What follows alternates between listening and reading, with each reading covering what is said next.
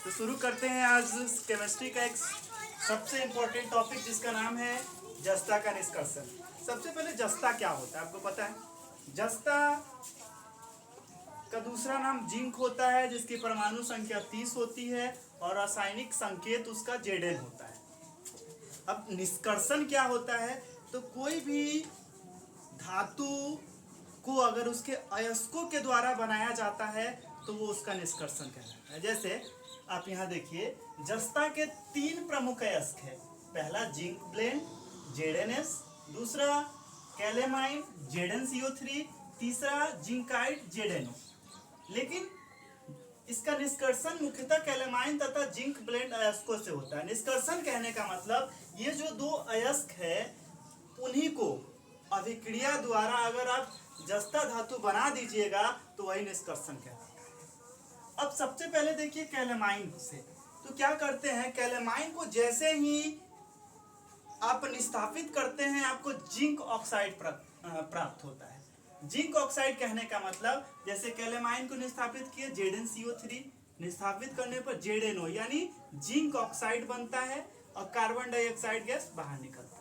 और हमेशा याद रखिएगा, जस्ता अगर आपको बनाना है तो सबसे पहले जिंक ऑक्साइड प्राप्त करना है और जिंक ऑक्साइड को कोयले के चूर्ण के साथ गर्म कर दीजिएगा, आपको जस्ता धातु प्राप्त हो जाएगा। अब देखिए, जिंक ऑक्साइड जो ZnO प्राप्त हुआ है उसको हम लोगों ने क्या किया, कोयले के चूर्ण यानी C, कोयला कार्बन के अपरूपों में आता है, कार्बन C से ही, कार्बन का ही एक प्रकार का रूप है।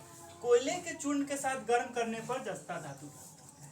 बस वही हमने किया है। ZnO यानी जिंक ऑक्साइड किसके साथ अभिक्रिया कर रहा है, कार्बन यानी कोयले के साथ उसको मिला के गर्म कर देना है, तब आपको क्या प्राप्त हो जाएगा, जस्ता।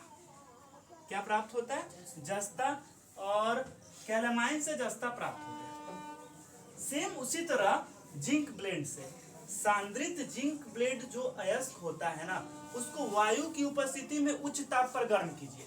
जैसे ही वायु की उपस्थिति में उच्च ताप पर गर्म कीजिएगा आपको जिंक ऑक्साइड प्राप्त होगा। जैसे ZnS जिंक किसका होता है, जिंक ब्लेंड को किसके साथ, वायु की उपस्थिति में उच्च ताप पर यानी भर्जन क्रिया हो रहा है तो क्या प्राप्त होगा, जिंक ऑक्साइड। और जैसे ही जिंक ऑक्साइड प्राप्त होगा, आपको पता है ना, जिंक ऑक्साइड को कोयले के चूर्ण के साथ गर्म कर दीजिएगा, जस्ता प्राप्त हो जाएगा। और जो जस्ता प्राप्त होता है वो अशुद्ध होता है और उसको शुद्ध कैसे किया जाता है, तो वैद्युत अपघटन विधि द्वारा शुद्ध किया जाता है। तो जस्ता का निष्कर्षण में मुख्यतः इंपॉर्टेंट बातें क्या है, जस्ता के 3 अयस्क होते हैं लेकिन उसका निष्कर्षण मुख्यतः कैलेमाइन तथा जिंक ब्लेंड अयस्कों से होता है।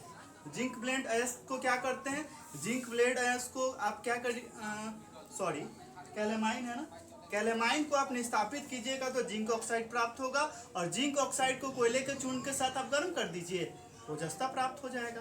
फिर उसी तरह सेम है जिंक ब्लेंड से, सांद्रिक जिंक ब्लेंड अयस्क को वायु की उपस्थिति में उच्च ताप पर आप गर्म कीजिएगा तो जिंक ऑक्साइड प्राप्त होगा। और जिंक ऑक्साइड को जैसे ही जिंक ऑक्साइड ZnO आएगा, कोयले के चूर्ण के साथ उसको गर्म कर दीजिए। कोयले के चूर्ण के साथ गर्म कीजिएगा तो क्या प्राप्त होगा, जस्ता। क्या प्राप्त होगा, जस्ता। और वो जो जस्ता प्राप्त होता है वो अशुद्ध होता है, उसे हम वैद्युत अपघटन विधि द्वारा शुद्ध करते हैं। ठीक है, अगर कोई समस्या हो तो बताएं। अगले वीडियो में मैं आपको एल्युमिनियम का निष्कर्षण पढ़ाऊंगा जो क्लास 10th में 5 नंबर के प्रश्नों में पूछा जाता है। धन्यवाद।